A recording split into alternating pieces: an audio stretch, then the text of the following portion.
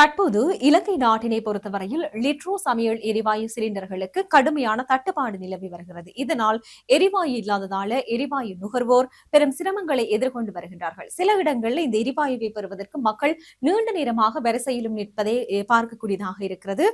COVID-19 தொற்று காலகட்டங்களில் நிலவியது போன்று சில இடங்களில் மக்கள் இப்பொழுது நீண்ட நேரமாக வரிசையில் நிற்கின்றார்கள். வரிசையில காத்திருந்தாலுமே கூட சில பேர் ஏமாற்றத்தோட வீடு திரும்புவதையும் அவதானிக்கக்கூடியதாக இருக்கிறது. என்னன்னு சொல்லி சொன்னால் குறிப்பிடப்பட்ட எரிவாயு சிலிண்டர்கள் இறக்குமதி கொண்டு வருவதால அது உடனே அந்த முன்னுக்கு நிக்கிற கொஞ்சம் பேருக்கு தான் கிடைக்கும். அப்ப மெட்டாக்கள் எரிவாயு இல்லாமல் வெறும் கையோடு செல்வதையும் அவதானிக்கக்கூடியதாக இருக்கிறது.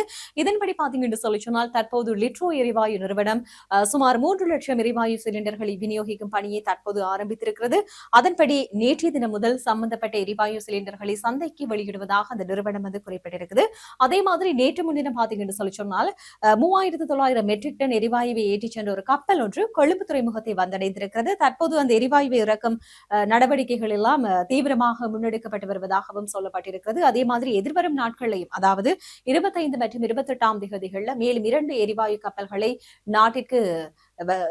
கப்பல்கள் நாட்டிற்கு வரவுள்ளதாகவும் சொல்லப்பட்டிருக்கிறது. சமீபத்தில் நாட்களில் எதிர்பாராத விதமாக எரிவாயு தேவை அதிகரித்ததால் தான் தற்போது நாட்டிலே இந்த எரிவாயு சந்தையில் லிட்ரோ எரிவாயு விநியோகம் தடைப்பட்டிருப்பதாக சொல்லப்பட்டிருக்கிறது. எனவே நேற்றைய தினம் முதல் சுமார் 1 லட்சம் எரிவாயு சிலிண்டர்களை சந்தைக்கு வெளியிட திட்டமிட்டிருப்பதாகவும் சொல்லப்பட்டிருக்கிறது. ஆகவே எதிர்வரும் நாட்கள்ல பொதுமக்களாகி நீங்கள் சந்தையில எந்த விதமான எரிவாயு பற்றாக்குறையும் இல்லாமலுக்கு நீங்கள் பெற்றுக்கொள்ளக்கூடிய மாதிரி இருக்கும். அதாவது வளமை போன்று எரிவாயுவை நீங்கள் பெற்றுக்கொள்ளக்கூடிய சூழ்நிலை உருவாகும் என்று சொல்லி அறிவிக்கப்பட்டிருக்குது.